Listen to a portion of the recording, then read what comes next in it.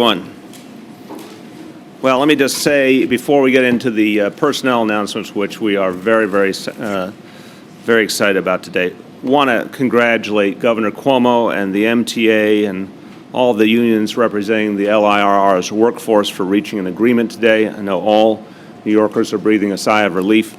This is good news for hundreds of thousands of riders who will continue to have the transit service that they rely on. And it's also an agreement that respects a workforce that does some very difficult and often dangerous work. So we're all gratified that the situation has been resolved. Special credit to Governor Cuomo, who I know worked very hard to get to this resolution. I congratulate him for a job well done. Let me talk about these really wonderful individuals who are joining this administration and are going to be central to all of our efforts going forward. Four extraordinarily talented individuals who bring an immense amount of experience to the work ahead. And they're going to help us to build a stronger and safer and more inclusive city. And before I talk about each of them in turn and have them speak, I just want to thank everyone who's a part of this process who helped us to get to this day. Tony Shores, my first deputy mayor, Laura Santucci, my chief of staff, Maya Wiley, my counsel, and Henry Berger, who's also played a very helpful role in these appointments. I want to thank them all. And other leaders of the administration with us. Joe Esposito is going to have a calmer weekend now. Our OEM commissioner was ready for all sorts of eventualities. Let's hope it's a calm weekend on all other fronts, Joe. And Bill Goldstein, my senior advisor for recovery, resiliency, and infrastructure. Thank you so much for being here. And very special guest with us, and we're all gratified and honored to have Chief Judge Jonathan Lippman here with us, gracing us at City Hall. Thank you, Judge. We welcome you.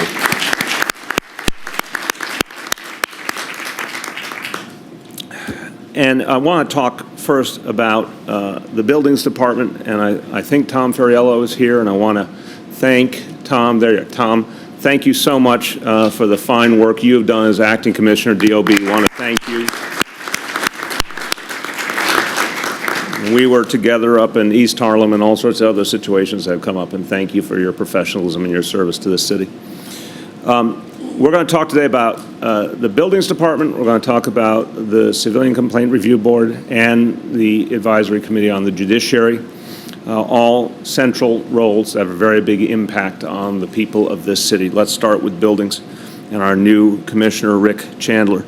Now, Rick has a number of characteristics that make him distinctive. One that few New Yorkers can point to in their background. Rick was a linebacker for the University of Nebraska. That's real football, people. So it's a walk-on player on the University of Nebraska team. That's something to be proud of, and an avid marathon runner as well, which means he clearly has the stamina for the job. Rick brings extensive history and knowledge at the Buildings Department and of building policy in the city. 15-year veteran of the Buildings Department, served as the Borough Commissioner in turn in Queens, Brooklyn, and the Bronx. Deeply involved in compliance and safety efforts in those boroughs. He spent 6 years as Assistant Commissioner of Homeless Services, oversaw one of the city's largest housing programs, including efforts to house 25,000 homeless families over 4 years. His most recent role has been at CUNY at Hunter College, managing Hunter's 7 campuses and many facilities. And in all of his work, he's seen very tough situations and crises and risen to the occasion. After 9/11, part of the leadership team that inspected buildings around Ground Zero to determine their safety and what we had to learn from that incident going forward. After Hurricane Sandy, his position at Hunter oversaw the emergency response and recovery efforts at the Brookdale campus, which had extensive flooding. Entire campus had to be evacuated and renovated, and Rick played a crucial role in getting that campus up and running. As Buildings Commissioner, Rick will be responsible for ensuring that nearly 1 million buildings are safe and up to code. It's a critical job for the health and safety of all New Yorkers. And we'll rely as well on his ability to be part of a team that Bill Goldstein leads in terms of our efforts to create a more resilient city. This is on our mind every single day. It was on our mind earlier today in Canarsie. We understand what climate change means for the city. The Buildings Department is in the front line of our efforts to change our approach as a coastal city and become more resilient. Also, absolutely crucial, and something Rick and I have talked about in great detail, we have to change the culture of the buildings department.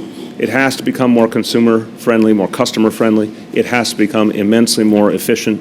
There has to be a whole different sense of time and efficiency at the buildings department, especially for the average everyday New Yorkers who come in, who want to do a renovation on their home, or the small business person that's trying to get their business to be more effective. They deserve a different and better kind of treatment. There's a lot of good people at the buildings department, but the work culture needs to be updated and reformed. This is not just because it's right to treat our customers, our citizens better. It's also because when the buildings department works, everything else works. Our economy works better, job creation works better, business works better, the lives of homeowners, the quality of life work better when buildings works. So we have to continue to update it and bring it into the 21st century. It's also important to think of every one of our agencies as changing their relationship to consumers in terms of the question of fines. Give a lot of credit to Mary Bassett, the Health Department, Julie Menon at Consumer Affairs, who are in the lead of our efforts to reduce unnecessary fines, to make sure that when we fine someone, it's only after we've tried to correct the problem and there's a resistance to making the changes and the corrections needed. Buildings Department also has work to do to make sure that we use fines when necessary, but avoid fining people artificially or unnecessarily, because as I've often said, New Yorkers have enough burdens without arbitrary fines. Fines should be resolved for situations where they're really deserved. And when they are deserved, we will be vigilant and adamant about applying those fines. So with that, we're thrilled to say that based on his experience and his knowledge, his history, and his mindset of making those crucial reforms, Rick Chandler is going to be a great buildings commissioner. I'd like to welcome him to speak.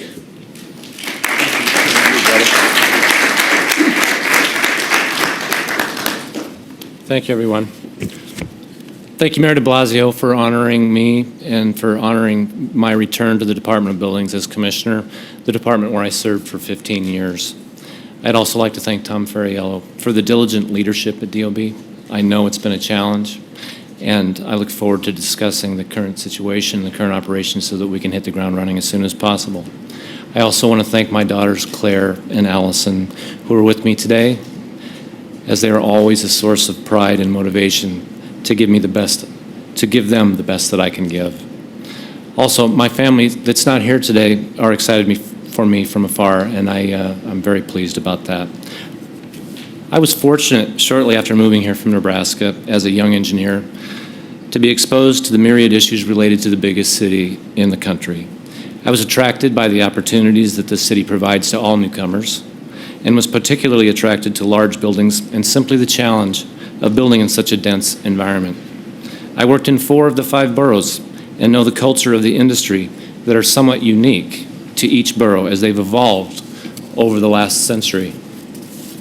I recall having to learn about beach bungalow communities that had been converted to permanent housing. I had no idea what that was until I visited these communities.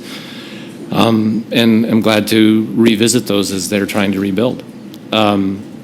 I also recall sitting around a conference table with 2 neighbors that were fighting over a common driveway, and their quality of their life was diminished by their continued arguing over how to share a driveway, which is a common situation in the Bronx.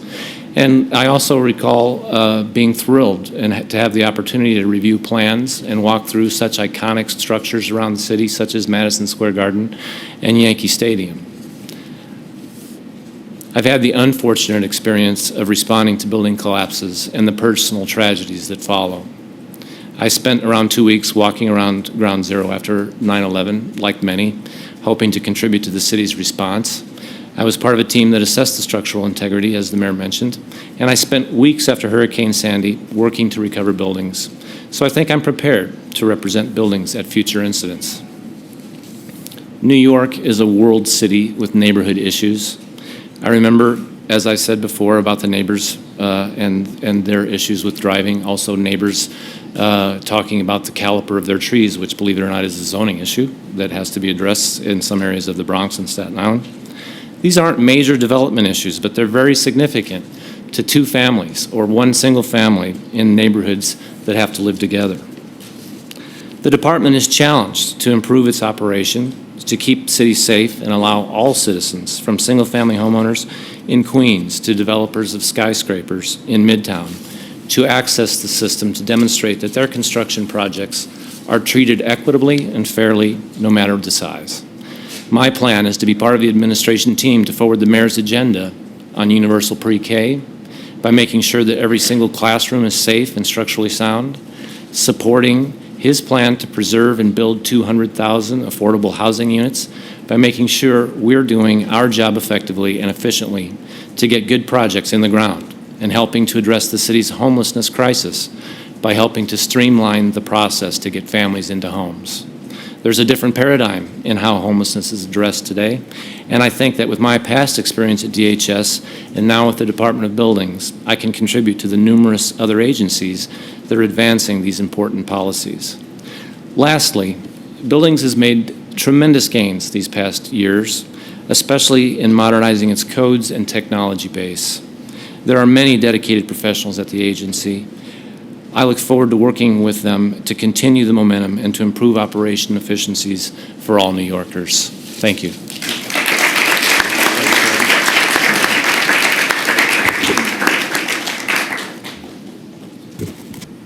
Just on time, I'd like to welcome John Miller, Deputy Commissioner for Intelligence and Counterterrorism at the NYPD. Where are you, John? Hiding there.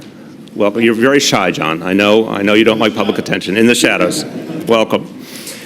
The Civilian Complaint Review Board next, and an agency is so important to creating a better relationship between police and community in this city, to adding to the idea that every interaction that people have with their city government, including with their police force, is positive, respectful, that we are working together to always improve communication and to make sure when something doesn't work that there's a process to address it and fix it. That's a crucially important role, and as chair of the CCRB, I could think of no one more qualified, more fit for the role than Richard Emery, someone I've had the honor of working with for many years. And I think Richard Emery is someone who, for so many people involved in public life in this city over decades, Richard has been a part of the firmament. You name the important issue, he's been there. Someone respected for his legal mind, for his deep commitment to this city. It's played out in many, many forms, and I'll delineate some of them. Richard is known, of course, as a staunch defender of civil rights. He has never been afraid to take on the city of New York, may I say, including on some very tough and sensitive issues. He has had a willingness to stand up for those who needed a voice the most, including those who are unjustly imprisoned, wrongfully arrested, juveniles facing particular challenges, the mentally ill. He has made his life's work helping those who often don't have the support they need. He won a landmark lawsuit on behalf of 100,000 nonviolent prisoners who had been strip searched at Rikers Island over many years. He's argued and won cases before the United States Supreme Court, most notably the landmark case that fundamentally changed the nature of New York City's own government, 1989. The 1989 case that challenged what was then the governing structure of New York City, the Board of Estimate, challenged it as a violation of the one person, one vote doctrine. That case, that victory by Richard at the Supreme Court led to a charter commission that brought us to a more democratic approach to government that we have today. He's also been called upon by the state of New York for his legal expertise, serving on multiple commissions, including the Commission on Public Integrity and the Commission on Judicial Conduct. And once again, the city is calling upon Richard to bring his expertise to bear for all of us. As chair of the Civilian Complaint Review Board, he'll ensure that our police department is fair and respectful of the people we serve. And he will enforce the notion that no one is above the law. But he'll also work to make sure that the CCRB is a more effective and efficient entity. Everyone involved in the process, police officers and citizens alike, deserve speedier justice, deserve a more streamlined and effective process. And Richard's someone who understands that justice that is not done in a timely manner is not full justice, and it will be his job to create a more effective CCRB. He'll be a key partner with City Hall, with Commissioner Bratton, with everyone involved to make sure that we ever constantly strengthen the relationship between police and community and the trust between police and community for the good of this whole city. And I'm thrilled that he is coming back into another form of public service as CCRB Chair. I welcome Richard Emery.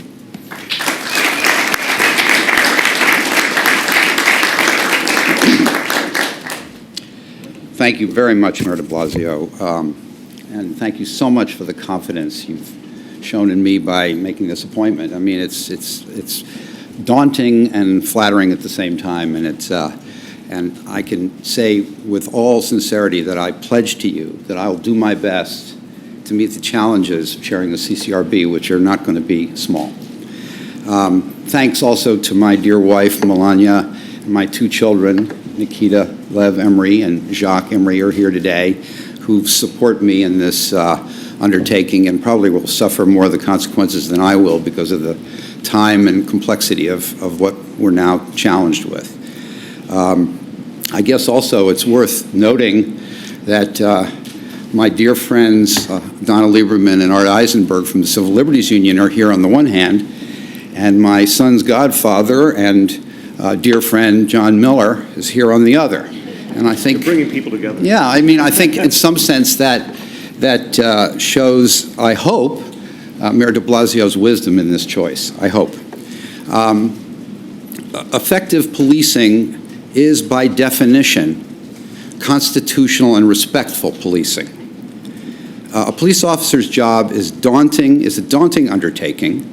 Policemen and women are constantly walking a fine line between abusing their legal authority and using necessary and legal policing methods. To be successful and to be respected by the people of our city, every cop has to maintain a strong sense of internal security for him or herself and professional pride. The security and pride gives him or her the confidence to take action in difficult situations, and the confidence and personal security to exercise restraint and respect under severe stress in intense and often highly complex situations. We, the public, need to be able to call for help and have confidence that we will get it from officers who care and will take action to protect us. The CCRB, as I see it, and I think in its history, is that it has attempted to be the arbiter of this delicate balance, maintaining self-control on the part of police officers in situations that by definition require an assertion of control. Commissioner Bratton and Mayor de Blasio's NYPD is committed to keeping crime under control by employing respectful constitutional policing. And courtesy, respect, and professionalism is not just not on the back of cars. It's the ethos, as I understand it, and I believe and I have trust in this department that is the ethos of this department. And I'm grateful to the Commissioner and the Mayor for making this commitment in this period of the city's history. There is no other way to succeed at policing. New Yorkers must have confidence and trust in the police. To earn that trust and control crime, there are at least 3 steps that I can think of that need to take place. The first is rigorous training and oversight that requires police officers to maintain courtesy, professionalism, and respect while they use their legally granted enormous and awesome powers.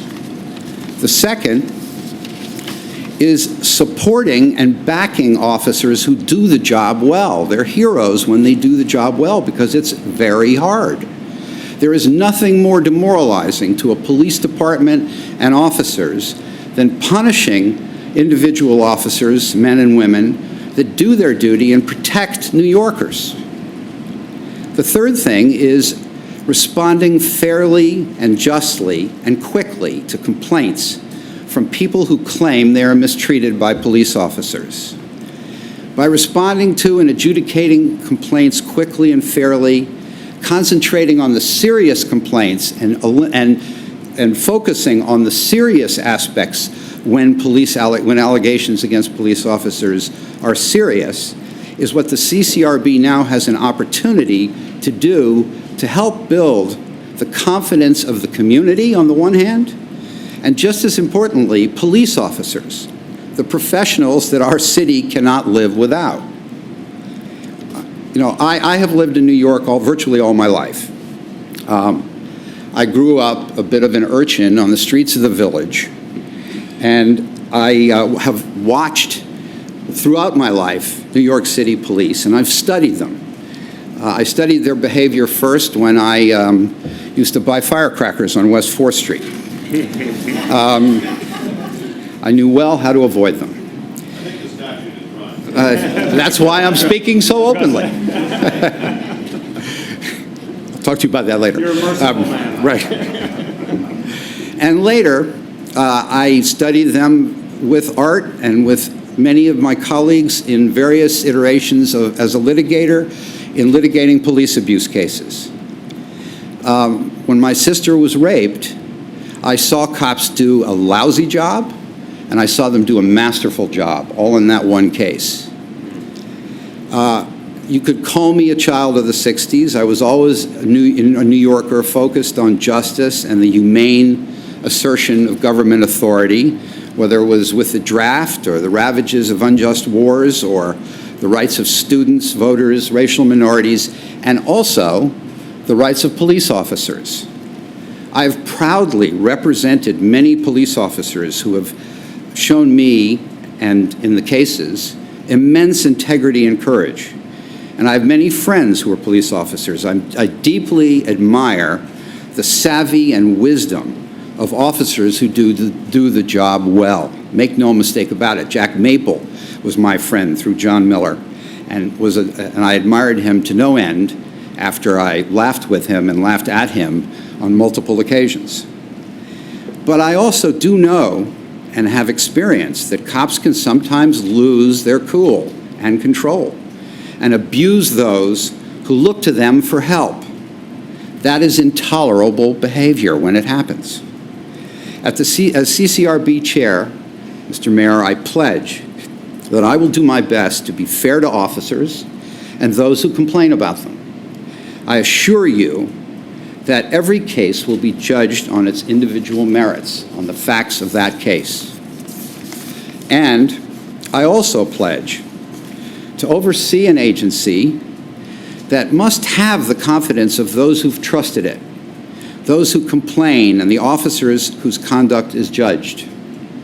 I will seek to infuse this agency with the highest standards of conduct, efficiency, and integrity by finding the best ways for it to contribute to elevating policing so that we who love New York can be protected by and proud of those who serve us.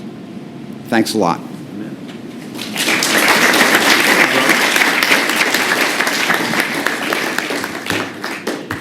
Except for the firecracker incident, I think that went very nicely.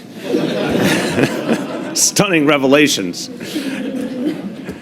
Finally, we're going to talk about the Mayor's Advisory Committee on the Judiciary. This is an incredibly important group that advises me on judicial appointments, criminal court, family court, civil court, that really will have a lasting impact on this city. Judges who will spend years and years making decisions that will affect the lives of thousands and thousands of New Yorkers. So the individuals I'm going to talk about now are doing such important work because they will really frame the future of a lot of the justice system in this city. And I could not be more pleased with the willingness of these two leaders to step forward. Carmen Beauchamp Ciparick will join our team as chair of the Mayor's Advisory Committee on the Judiciary. Carmen is one of our state's most brilliant legal minds and an extremely distinguished career. She's served for 34 years in the judiciary, including 19 years on New York State's highest court, the Court of Appeals. She wrote the majority opinion for the Court of Appeals in 322 cases, as well as writing the dissent in 62 cases and wrote 7 concurring opinions, including many of the court's most significant rulings. She's a pioneer for women and Latinas in the law, breaking many barriers, one of only 8 women in her law school class at St. John's. As a Puerto Rican, she achieved a series of firsts. At 30 years old, became the first woman to head the city criminal court's law department. At 36, the first Puerto Rican woman in the history to serve as judge on the city's criminal court. She then went on to be the first Latina or Latina and only the second woman to sit on the state's highest court.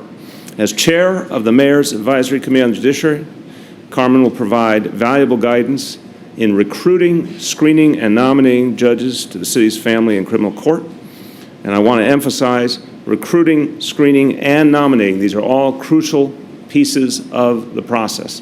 Getting the best judges for the long term is not just screening and checking the quality and integrity. It's going out and reaching out across the whole legal profession in this town to find people ready to serve, to make sure that people of all backgrounds representing the city. I know Carmen is deeply committed to that task. We'll count on her wisdom, we'll count on her experience to ensure that we have the right people in these crucial positions. It's my honor to introduce our new chair, Carmen Ciparick.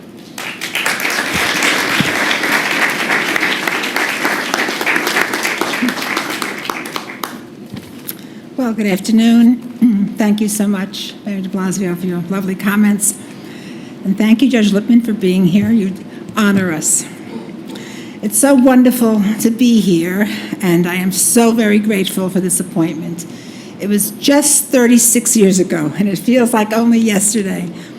I was sworn in as a judge of the criminal court of the city of New York in this very building, in what was then known as the Board of Estimate Room. Before Richard messed around. Before he messed around with it, right? My daughter was just 3. My grandson's now 5. My parents, who had come to New York from Puerto Rico in search of a better life, were over the moon. And the rest is history, which the mayor has provided you with. So having come through the mayor's committee and being a product of the merit selection system gave me an opportunity that I would not have otherwise had. I had not come through the political ranks. I had not pledged allegiance to party leaders. I had worked hard, first as a legal aid staff attorney and then for the courts, ultimately as chief court attorney or chief law assistant, as it was then called, for the criminal court. So where would I go next? Judiciary seemed like a logical choice, but how does one do that if one is not politically connected?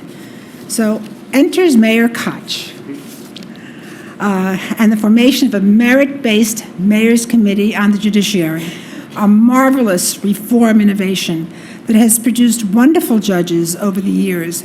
And I promise that under my leadership and the leadership of my esteemed colleague, Judge Barry Cozier, will continue to do so. There can be no greater calling than being a judge. Of course, I'm biased, but my 34 years plus on the bench gave me so much satisfaction. Helping people, doing good, being independent, being reasonable, all while resolving societal disputes.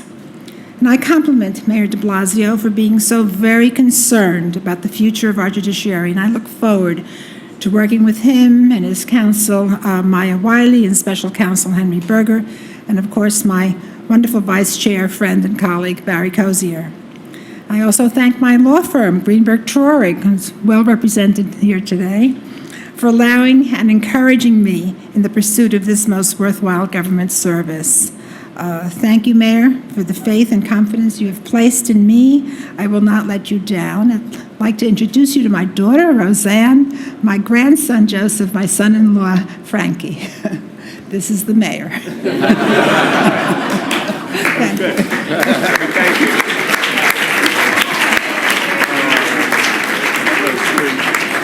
That's so sweet. It's so good to meet you, man. Good to meet you. That's so cute. I should say, Joseph yes. is going to Hunter in September. Very proud of it. I can see proud grandma. You know. Carmen obviously has a fan club.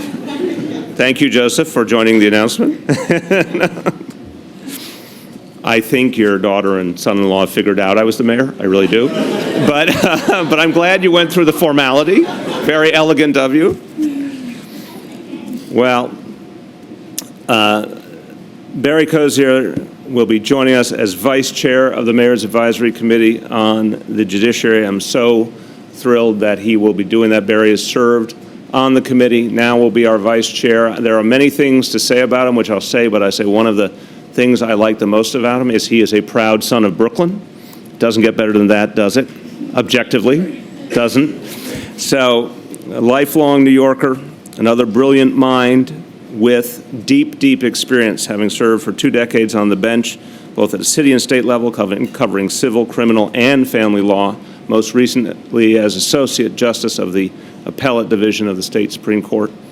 As a lawyer, Barry has argued cases on a wide range of issues, ranging from real estate to immigration. He's also an established legal scholar with particularly deep knowledge of New York state law and an adjunct professor of juvenile justice at Fordham Law School. Barry served on the Mayor's Advisory Committee on Judiciary since 2006, and we are thrilled that he's not only bringing continuity, but he'll bring a new level of leadership to us as we endeavor, again, to have a strong, high-integrity, high-quality, and diverse judiciary. I'd like to welcome Barry Cozier to speak.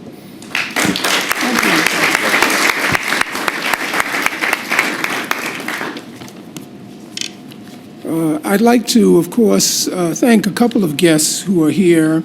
My wife, Margaret Morton, and my brother, Jimmy Cozier.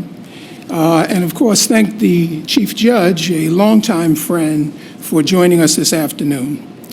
I am extremely honored to be appointed by Mayor de Blasio as the Vice Chair of the Mayor's Advisory Committee on the Judiciary, a committee charged with the significant responsibility of recruiting, evaluating, and recommending to the mayor only the most highly qualified candidates for possible appointment to the city's criminal, family, and civil courts.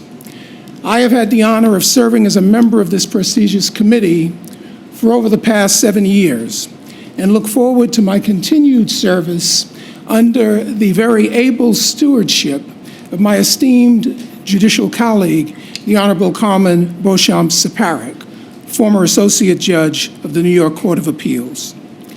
I am a lifelong New York City resident, born in Harlem, raised in Brooklyn, where I attended junior high school in Bedford-Stuyvesant and graduated from James Madison High School before attending college and law school. In my varied legal career of almost 40 years, I have been fortunate to have served the people of the city and state of New York for some 20 years as a member of the Judiciary. Initially as a judge of the family court in the city of New York, on the recommendation of this very committee, the Mayor's Advisory Committee, an appointment by the late Mayor Koch in 1986, followed by service as a Justice of the Supreme Court and Associate Justice of the Appellate Division, 2nd Department.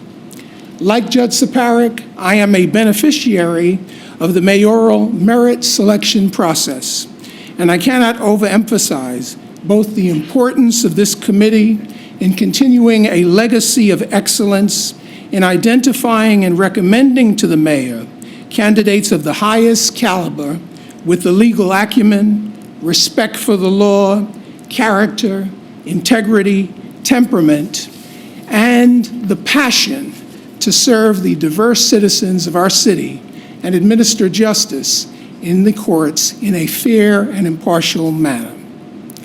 I thank Mayor de Blasio for the trust he has placed in me by this appointment, and I look forward to working with him and his counsel and special counsel and the committee in the years ahead to shape a judiciary within the city of New York that adheres to the highest standards. Thank you.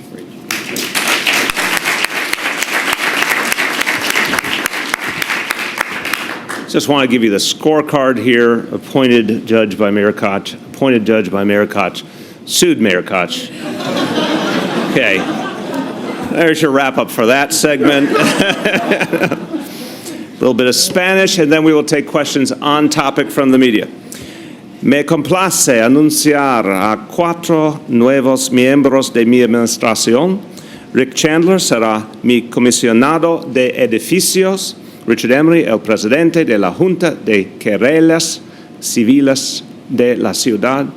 Y Carmen Beauchamp Ciparick, quien fue la primera juez latina en llegar al tribunal más alto del estado, y Cozier como la presidenta y vicepresidente de mi comisión consultiva sobre asuntos judiciales.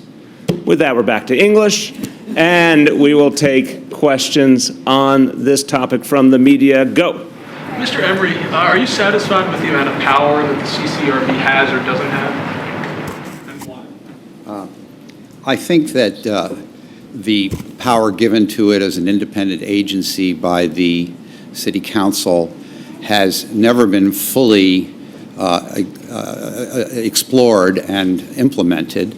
I think that while technically, obviously, it can only do certain things with respect to each investigation, the effect that it can have in creating confidence on the part, as I said in my prepared remarks, on the part of the communities and that may have individuals who complain and the police officers is its real power. And that has never actually, in my view, fulfilled its promise. I think it's made progress. I think there's been an up and down in that regard. My hope is to genuinely have an effect in restoring or creating a sense of real confidence that it is a place where people can go and get justice, and where police officers will get justice as well. Just to quickly follow up, Sure. do you plan to fully explore it with Well, the City Council? Well, I'm very early in this process. I'm looking at it. I think there are a number of things that have to be done to assess the current activities of this agency. Like any bureaucracy, like any governmental entity, it can improve. It can become more efficient. It can become more fair. It can be have a better morale, and it can have a better product. And the ways I'm going to go about that, I can't tell you yet. It's much too early to say. But I'm certainly going to be looking at this very carefully, and hopefully with other members of the board. There are a number of holdovers, and I hope that the board, the complexion of the board will change in certain ways. And with a collegial atmosphere, with everybody being on the same side, looking for the same result, we can make some changes that might make a difference. Related question, are you satisfied with the funding level of the board and maybe from the mayor's? Well, so far so good in that regard. I think that it has a lot of resources. It has almost 170 people. I think that I haven't identified places yet, because I haven't studied it closely enough yet, to see where it may need more. But I have no doubt that this administration and the way it can work with the council holds some real potential for targeted, smart, efficient focusing of revenues and funds to increase its productivity, really. Let me just jump in and Sure. say, I agree with that, but I would say right now the first task is to create an efficient culture. Because, again, too many people are used to not getting speedy justice, whether that's the complainant or whether that's the police officer who's had a complaint lodged against them. Both deserve fairness, both deserve a speedy process. So one of the things I've talked to Richard about is figuring out a way to get in and clear up the backlog and create speed and consistency in the process. I think the resources are there to do that. I think it's going to require new leadership. I think it's going to require a constant dialogue with the commissioner and other key figures in the department to create that momentum, but I think we can do it. On topic, yes, Rich. This is also for Mr. Emery. Do you think that the CCRB would benefit from a higher public profile, and would you work toward that end? Well, I don't want a higher public profile if we're not inspiring confidence. I do think that it has to be a place where people can go to get justice, and for that it needs a higher profile. I know from my own practice that we often do not recommend that our clients who are alleging abuse go to the CCRB, because we don't believe that they will get speedy, fair, justice. I know also from my friends who are police officers that they can't stand the CCRB, that they view the CCRB as a major drag on their ability to do their jobs. That can't persist. If we should eliminate the CCRB if those are the ways that it's viewed. So yes, I hope that it will have a higher profile, but only if it can achieve the things that we're committed to make happen. So let me add to that. Yeah. There is a real history here that has to be understood. I think for almost a half century, there have been efforts in this city to create a CCRB that actually functions. For decades, there was the fight to have a CCRB. And now, over the last 20 years, the fight to have an effective CCRB. We've really never seen that work in a consistent manner.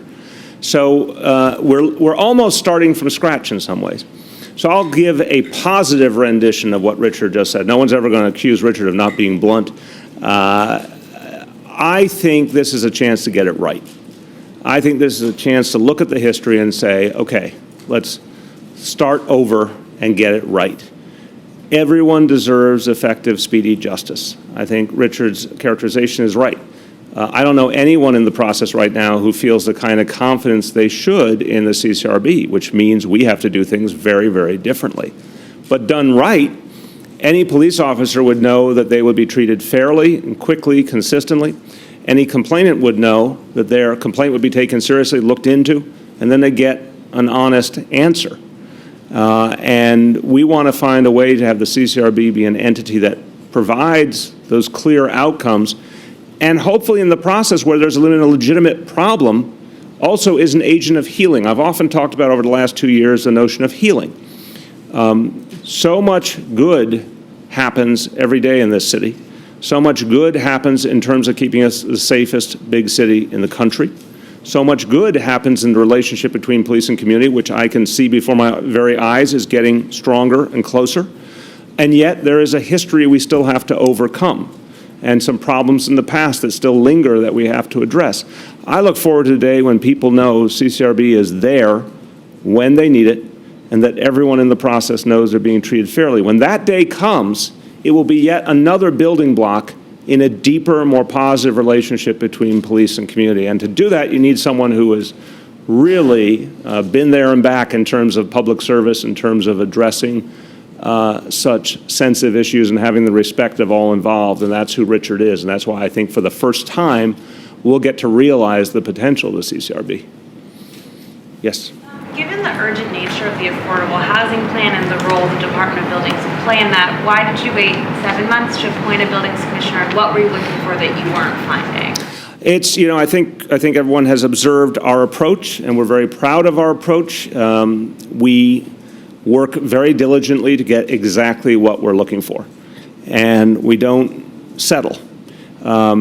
We've been blessed to have a lot of people at the agency level who are very capable, who have kept things working in a variety of agencies. But we will interview people and interview them again and bring in new people and seek out references until we hit that moment when we're convinced someone shares the vision, has the ability to move it. And I think what happened here is we were convinced we needed someone who would be a reformer and bring a spirit of reform to the agency, but obviously have impeccable credentials at the same time, and that is who Rick Chandler is, and we were satisfied that it was time to make that move. Questions, yes. I guess this is for Mr. Emery or for you.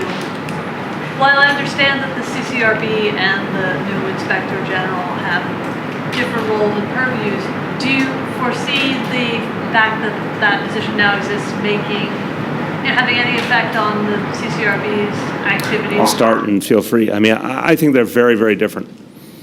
And I think that it's important to understand the different concepts. And it's something I've certainly spoken with Commissioner Bratton about quite a bit, and he understands from his own experience in Los Angeles how different levels of oversight play different roles. The Inspector General is supposed to look at policies and the overall operations of the NYPD, and look at any areas where there may be challenges that have to be addressed. Civilian Complaint Review Board looks at the day-to-day relationship between residents of this city and the NYPD, and that gets expressed through individual cases. And both of these pieces are crucially important. They both are part of the solution, if you will, because they both get at both deepening the relationship between police and community, creating consistency and fairness in that relationship, and making sure that anything that needs to be addressed is addressed. IG has the ability to look at any policy or pattern that needs to be addressed on a bigger scale. CCRB has the ability to look at any interaction between police and community where there's a complaint and there may be a problem that has to be addressed. But I know Richard, and I know Richard, if he sees a bigger problem, will not only bring it to me, we'll bring it to the commissioner, we'll work with the IG. I think there's a lot of ability for people to work together. But the division of labor in the first instance is quite clear. No. Said it all? What else? What else? I said it all? Okay. Okay, in the back. Yeah, Mr. Chandler, I was just wondering if you could talk, if there are any specifics in terms of the reforms you'd like to make to the department to speed the permitting process. I can just say that we'll be vigorous in looking at the operations in the boroughs. As I said in my remarks, I'm aware of the culture of how things get done. We will be vigorously looking at the application processing and how the individuals are treated. We will look into a number of options to look at the big picture projects versus some of the smaller projects. So I really can't say more than that right now until after we've spent some time digging through deeper. Well, let me frame it just a little more. I think, look, too many New Yorkers are not having a good experience at the buildings department, and we aim to change that.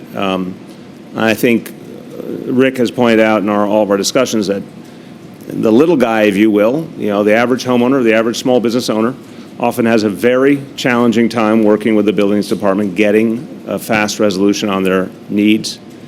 These are folks for whom, time is a real challenge. People who are working hard, working long hours, only have so much time to put into dealing with the city bureaucracy, and often it feels impenetrable and difficult to get any result out of. Again, there's a history in some cases with a lot of agencies of fines that's felt punitive and unfair. So we're trying to get to a truly customer-friendly organization. And I think for residents of a number of outer borough neighborhoods, there's been a particular sense that it's been hard to get the results that they were looking for. And just literally the matter of traveling long distances to get to a buildings department office trying to get an answer, and then oftentimes having to come back time and time again. That's not a way to do business. That's not what we want for our citizens and our customers. It also holds back our economy if that's the commonplace reality. So I've tasked Rick with figuring out from his long experience, where are those fault lines? What's it going to take? What changes do we have to make to bring this entity into modern approaches that will actually treat our customers fairly? Yep. Another question for Mr. Emery. Do you have faith in the police department's internal affairs unit or bureau to investigate police officer misconduct? I'm sorry. What? Internal affairs to investigate police officer misconduct? What's the second word? Faith. Have faith. Well, I certainly do under Commissioner Bratton. They have very different functions. They really, in my view, and there's some overlap and there's some confusion, I think, about the various roles at some level, but in my view, in the ideal world, internal affairs would be primarily focusing on the potential for corruption and the potential for violations of internal regulations. The CCRB, in my view, should be focusing on the interactions between citizens or people, the residents of New York City, not necessarily citizens, but the residents of New York City and police officers, and making sure that those relations are respectful and not abusive, that legal authority is being used in a proper way. Now, there are cases when obviously there's a bit of meld between the two jurisdictions, and I'm sure that there will be some communications that go between a great deal of communications in some cases, in particular cases. But it seems to me that issue happens case by case. And I don't expect that, I think that internal affairs under Commissioner Bratton and under this administration is very vigorous and very fair and very decent, and just like the CCRB, really must be concerned with the morale of police officers and its effect on morale, because that's ultimately what translates to crime control and fair policing. Just want to add to that. I think the rank and file of the NYPD have immense respect for Commissioner Bratton. I say every time, I think he is the greatest police leader anywhere in this country, anywhere in this world. And he came up from the grassroots and worked his way up, and I think that so much about his experience engenders the respect of the men and women who serve under his command. I think he's also known for being the classic equation, tough but fair, and I think internal affairs reflects that now. Vigorous, uncompromising, fair, consistent. We have in internal affairs an entity I think is very, very important to the equation. I have faith Commissioner Bratton's handling well. We have an Inspector General of brand new entity. I have a lot of respect for Phil Ure, and I think he's going to play an important role, and I think the entity will play an important role. So that's new, and we are yet to know all that it can do, but we have every reason to be hopeful. But the missing link has been CCRB. And again, historically missing. The city deserved some kind of role like that for decades and didn't have it for political reasons. Finally achieved. We didn't get to see it realized for a variety of other political reasons. It's the first time we're actually going to get to see a CCRB function properly. And I think it's going to be a breath of fresh air. I think it's going to add to the equation very favorably. And this could be a profound moment in the history of this city. You know, we are the safest big city in America. We're continuing to make progress on that front. We have extraordinary leadership at the NYPD. We have an incredibly well-trained police force.